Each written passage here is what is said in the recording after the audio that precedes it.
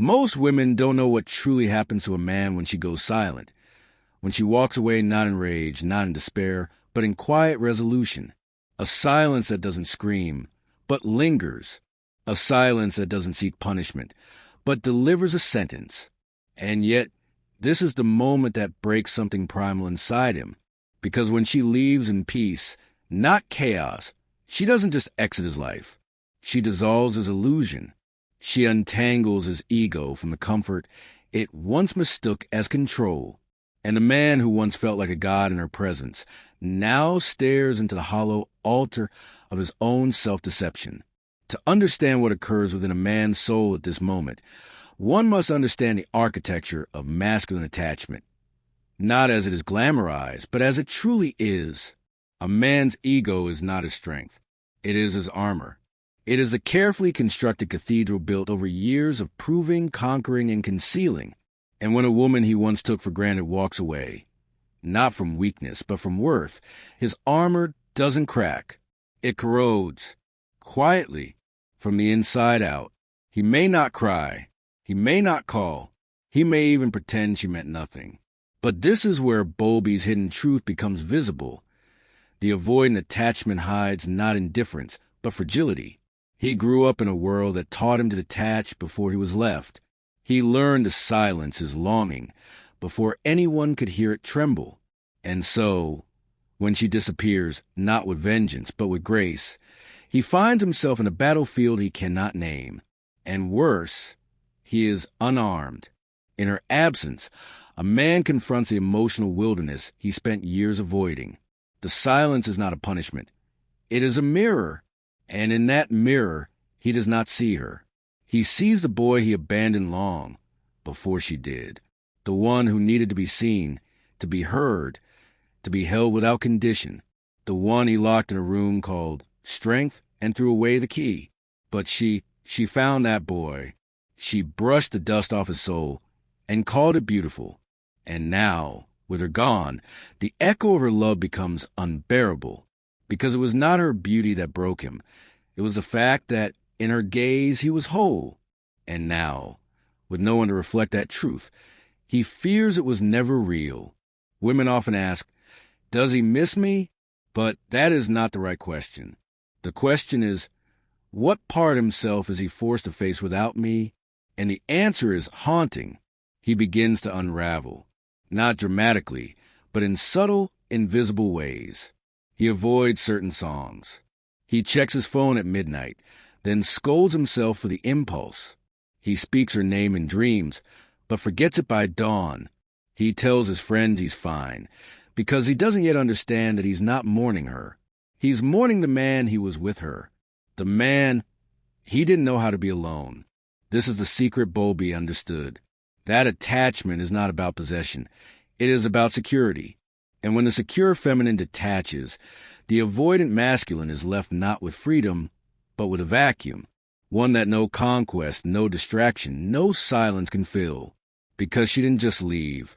She stopped giving him the one thing he could never admit he needed, a sanctuary, a place to be vulnerable without being judged, a space to be seen without being evaluated, a woman who could hold his rage without flinching, who could taste his shame and still kiss his soul. When she leaves, he doesn't just lose a lover. He loses access to his own humanity.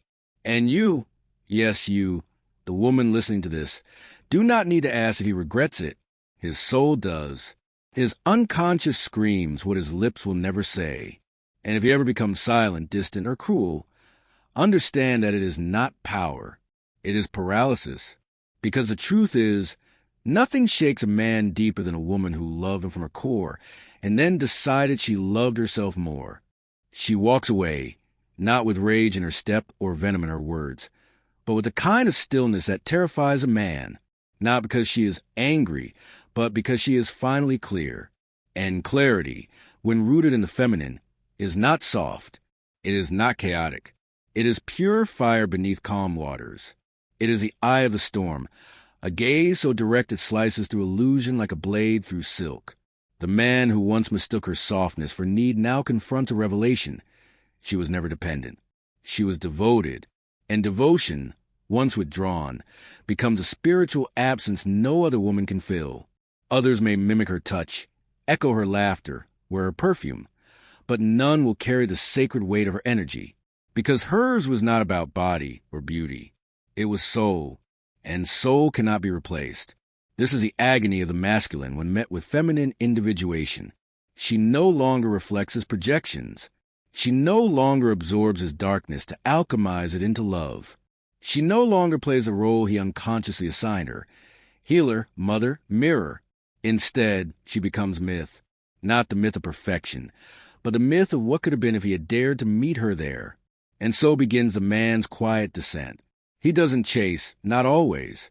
He sits in the ruins, telling himself it was her fault, that she changed, that she became too much. But inside, in places he dare not speak of, he knows. She stopped shrinking to fit inside his unhealed spaces. She stopped carrying wounds she didn't cause. She stopped tolerating confusion disguised as mystery.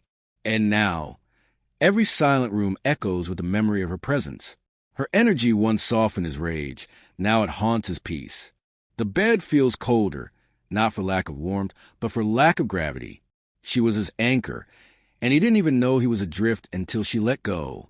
This is where the psychology deepens, because the woman who walks away often believes she is disposable. Conditioned by culture to think her softness is weakness, her intuition is overreaction, her silence is nothing. But she is wrong. She is the storm and the shore. She is the one who gives a man the final gift no other can, the mirror of consequence, the final opportunity to wake up. And that waking, it doesn't come with comfort. It comes with crisis. He will bargain with time. He will look for her in other bodies. He will try to rewrite the story so that he doesn't have to feel the humiliation of not being chosen. But somewhere between midnight and dawn, when the world is quiet, his ego is asleep, the truth slips in like smoke under a locked door. She loved him beyond the capacity to receive. And now, he is alone with the man he's always been. It is here that many men collapse. But some, just a few, begin to rise, not to reclaim her, but to reclaim themselves. Because her walking away didn't break him. It revealed the parts of him that were already fractured. It exposed the scaffolding of emotional avoidance, the walls built from childhood fears, the fortress of detachment he mistook for self-control. And here, at this intersection of grief and awakening, he meets his shadow. Not the shadow that wants revenge, the deeper one, the one that holds his father's silence, his mother's wounds, the heartbreak he never processed at 15, the humiliation of not being enough, the terror of being vulnerable and not protected. These fragments come rushing forward, demanding integration. And the man, now stripped of distraction, must make a choice. Rebuild the walls and seek another woman to validate the illusion, or confront his soul and become the man she always believed he could be. Because here is the ultimate paradox. The woman who leaves does not want him to suffer. She wants him to see what he could not see while her love kept him asleep, to feel what he refused to feel while her forgiveness made him numb, to become what she once hoped for, and what now she no longer waits for. This is the sacred cruelty of feminine power. It does not beg. It awakens. The awakening of the masculine is never gentle. It arrives like thunder behind closed ribs, like a cathedral collapsing inside the chest. For the man who once stood secure in her presence, her absence is not just a void. It is a reckoning. It is not just that she left. It is that she chose to. And choice is the sharpest blade to a man who believed he had time, who believed that love was unconditional in a way that excused his unconsciousness. You see, most men do not fear losing a woman's body. They fear losing access to part of themselves that only awakened in her presence. In her laughter, they met the boy they once were. In her eyes, they saw the potential for greatness. Quiet, tender, noble. In her softness, they found sanctuary from a world that demands performance, stoicism, war.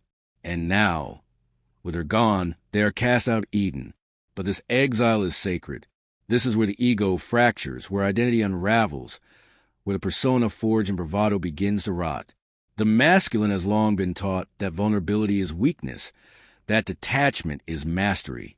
Yet in the absence of the feminine's presence, he finds that the fortress of emotional control he built to protect himself has become his tomb. She walked away not because she stopped loving him, but because he stopped seeing her. This is the wound he must carry until he faces himself. And yet, not all women who walk away leave out of anger. Some leave with mourning in their eyes and reverence in their footsteps, because they know what it costs to let go of a man they loved with their full being. But feminine wisdom whispers, you cannot carry him to the mountain. He must walk it himself. And so she retreats, not to punish, but to heal, not to manipulate, but to return to herself. And this is where ego is tested too, because it is easy to walk away in rage. It is far more difficult to walk away in love, to walk away and not look back, to grieve what could have been, to bury the fantasy she once clung to, and to stand alone, not as a victim, but as a sovereign woman. The silent game is not about silence for silence's sake. It is the art of withdrawal as a form of empowerment. It is the discipline of not explaining your worth to someone determined to misunderstand it. It is the elegance of restraint, the power of disappear without bitterness, only with boundaries. And this is what breaks a man's will. Not her cruelty, not her threats, but her detachment. True detachment is not indifference. It is a realization that you can love someone and still walk away when your soul begins to decay in their presence. It is the understanding that waiting for someone to become what you need is a betrayal of your own becoming. She does not scream. She does not plead. She does not beg him to grow. She just becomes. And in her becoming, he is left to face the echo of his own failure to rise. Not failure as shame, but as the unignorable mirror. The masculine that remained emotionally asleep while the feminine evolved before his eyes. The psychology of this is ancient. Jung wrote of anima, the feminine within the male psyche, as both muse and destroyer. When a man denies the sacred feminine, he denies his own inner wholeness. And so, when she leaves, she carries more than herself. She takes the key to his unintegrated self. That's why he obsesses. That's why he stalks her social media. That's why he reaches out late at night, not even knowing what to say. Because it's not her he's missing. It's the version of himself that only existed when she was near. But he cannot return to that version. She saw too much. She held too much. And now, she has risen into a woman who no longer bleeds for love that doesn't nourish. Her silence becomes a sermon. Her absence becomes a lesson. Her growth becomes a mirror. And he must now decide, do I numb this with distraction? Or do I alchemize it into evolution? The truth is, most men will never speak of this pain. They will mask it with ambition, with conquest, with shallow flings. But their soul will remember. Their nervous system will remember. Their breath will catch when a stranger walks by wearing her perfume. Their hands will tremble when a song from that night plays in a bar. And in those moments, they will remember what it means to lose a woman who carried the weight of their unspoken wounds. She didn't just leave.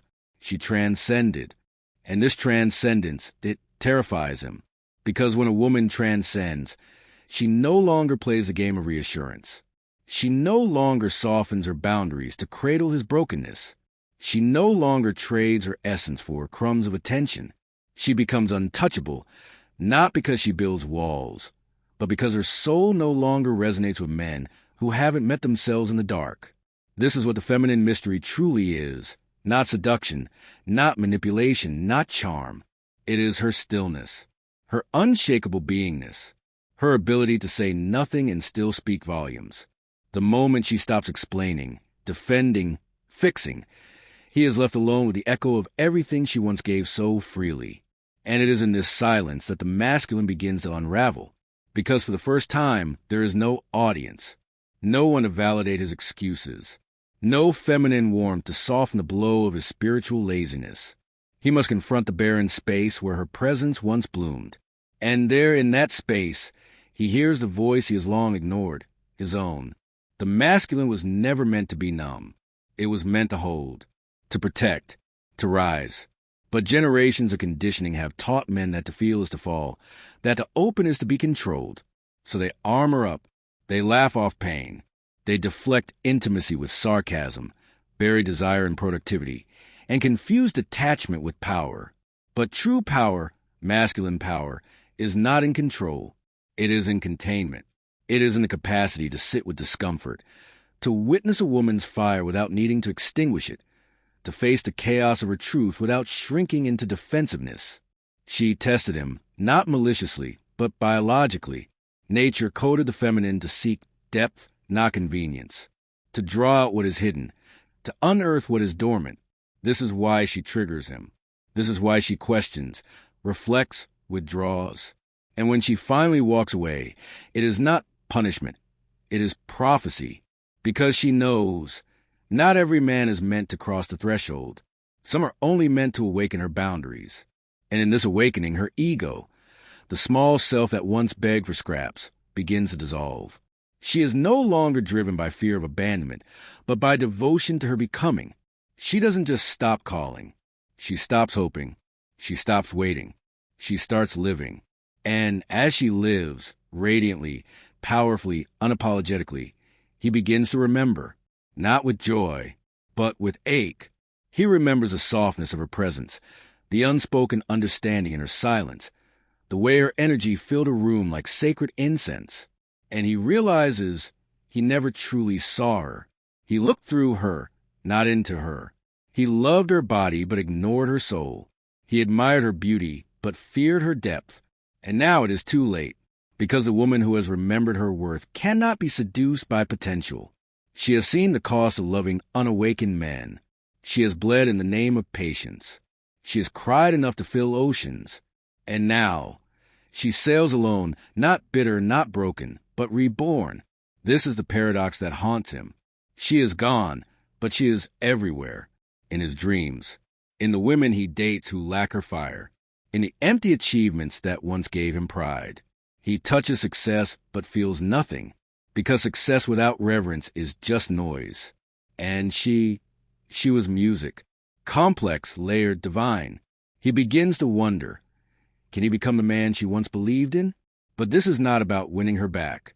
This is about confronting the parts of himself that lost her in the first place. His pride, his fear, his inability to be still with her emotional truth. Jhon Bowlby wrote of attachment as a primal force, one that shapes our very ability to feel safe in the world. What most do not understand is that safety is not found in words. It is found in presence. And a man who is emotionally unavailable is like a house with no foundation, beautiful from afar, but the moment she tries to rest, she falls. She didn't leave because she stopped loving him. She left because she could no longer love herself with him. And that is the most painful truth a man will ever face, when a woman chooses her soul over his potential. Because when she finally does, she never returns. Some men spend years trying to recreate her in other women, looking for fragments, mimicking the rituals, chasing the same spark. But what they fail to understand is that she was not a moment. She was a mirror, and that mirror showed them everything they were not ready to face. He remembers the way she looked at him, not with judgment, but with expectation, not superficial hope, but the sacred yearning of a woman who saw the king beneath the coward, the poet inside the performer. Her gaze was heavy, not because it demanded, but because it believed. And belief, that kind of belief is rare. When a woman believes in a man, not out of naivety, but out of intuition, it calls him into his highest form. But if he's not ready to rise, if he's still addicted to the comfort of his ego, her belief becomes a burden. He will mock her, push her away, accuse her of being too much, because her very presence reminds him of what he hasn't yet become. And so he fails her, not out of malice, but out of immaturity. He confuses emotional discomfort with incompatibility. He thinks love should feel easy, forgetting that ease is often the absence of depth. But real love disorients. It pierces the illusion. It dissolves the masks. It doesn't feel like a dopamine rush. It feels like a death and a rebirth. And she brought that death with grace. Her silence was a funeral for every version of him that refused to grow. What a man feels when she turns cold is not rejection. It is a withdrawal of sacred warmth. It is a divine famine after a feast of her energy. It is his soul starving, not for her body, but for the connection he once took for granted.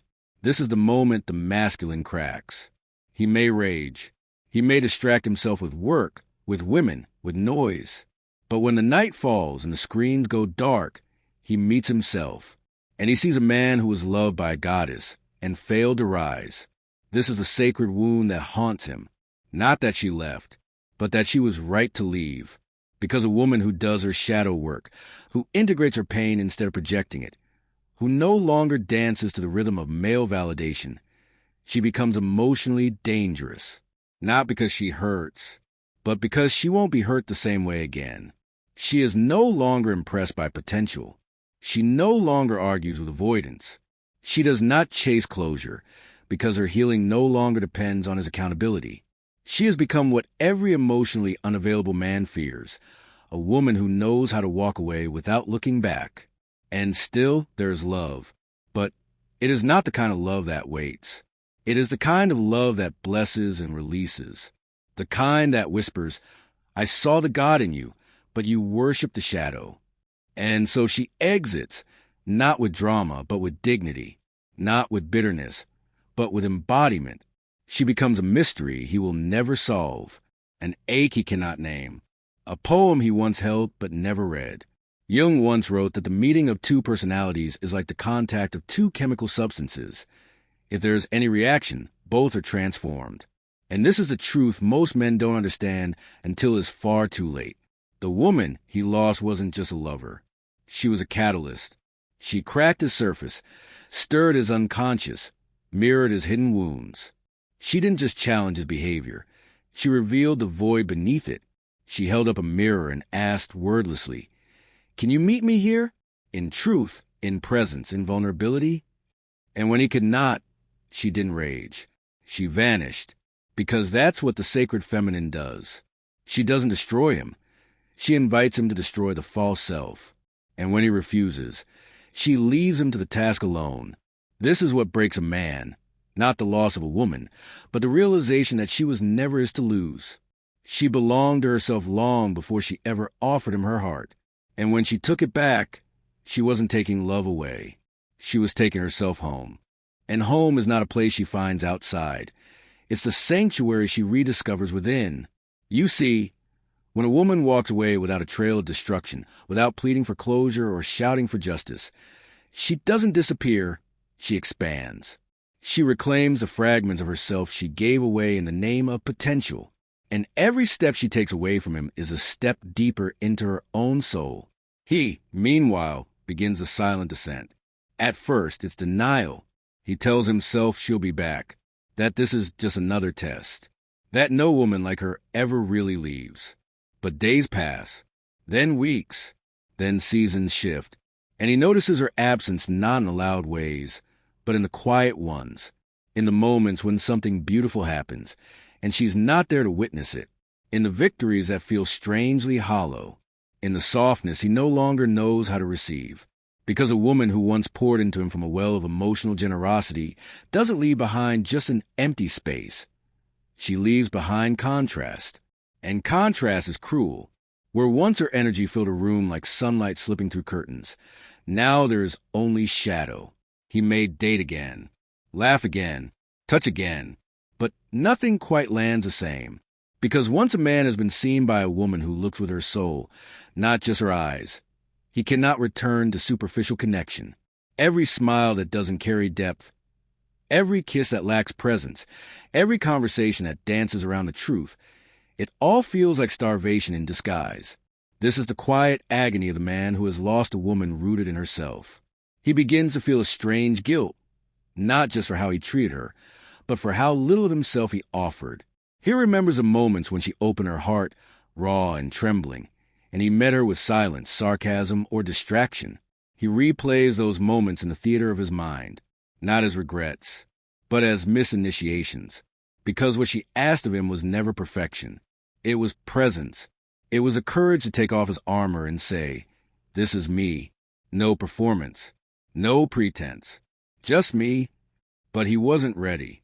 And so now, he lives in the echo of what could have been, haunted not by her departure, but by his own emotional absence, by all the times he chose comfort over courage, logic over love, Ego over intimacy. He begins to understand that he wasn't rejected. He was revealed. She didn't walk away to punish him. She walked away because she refused to shrink. And now she grows. She grows in silence, in stillness, in sacred spaces he no longer has access to, because the woman who does the work, the woman who reclaims her worth without waiting for someone to hand it back, she doesn't orbit the same emotional planes. She evolves. She glows. She becomes a very embodiment of what he once feared and desired, a woman who no longer needs to be loved in order to feel loved. And that is unbearable for the man who still depends on external validation to define his masculinity. He sees her now, thriving, blooming, laughing with a softness that is no longer performative but born of peace. And he wonders, did she ever truly love me?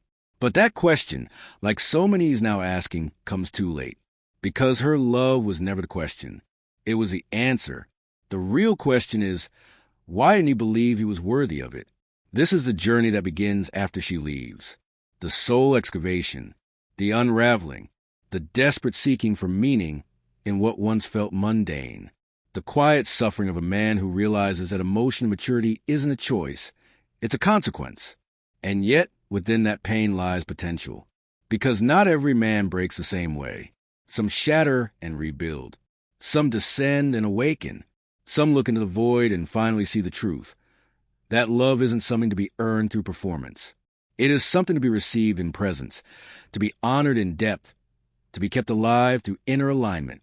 And if he dares to walk that path, if he dares to face his wounds instead of numbing them, he may not win her back, but he will finally meet himself. And meeting himself, truly meeting himself, is the most dangerous thing a man can do, because what he discovers beneath the bravado, beneath performance, beneath the curated strength, is a terrified boy, a boy who learned long ago that vulnerability was punished, that love was conditional, that being soft meant being weak. And yet, that is precisely what she had once offered him, a space safe enough to let that boy come home. But he turned away, not because he didn't want it, but because he didn't know how to receive it. So now, in her absence, he's forced to confront the orphaned parts of his soul, the emotional debris left behind by generations of silence. The masculine script that told him to conquer the world, but never taught him how to hold a woman. He begins to understand that her coldness wasn't cruelty, it was clarity. That her silence wasn't manipulation, it was mourning. That her withdrawal wasn't rejection, it was self-rescue. And what breaks him isn't her absence.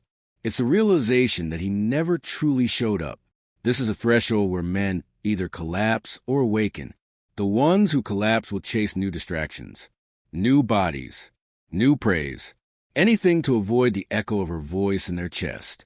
But the ones who awaken, oh, they become something rare. They become men who are no longer afraid of the mirror. Men who stop outsourcing their worth to performance. Men who learn to breathe through discomfort instead of running from it. These men, reborn to the fire of her departure, become the kind of men who no longer need to be chased, but chosen. And yet, here's the twist. By the time he becomes that man, she may no longer be waiting, because a woman's heart is sacred soil. It doesn't remain barren forever. It blooms elsewhere, with someone who sees her before the storm, not just after the damage. And so he watches, quietly, from afar, as she rises, not in anger, not in revenge, but in reverence for herself. She laughs in new gardens. She holds hands in new light. She speaks truths that are no longer filtered by fear. And every time he sees her, there's a sting, not a betrayal, but of recognition, because now he sees her clearly, not as a girl he failed to love, but as the woman who taught him how. And that's the paradox. She may never know what she gave him, how her silence forced him to confront his noise, how her distance made him confront the emptiness he'd buried beneath pride, how her detachment didn't punish, but purified.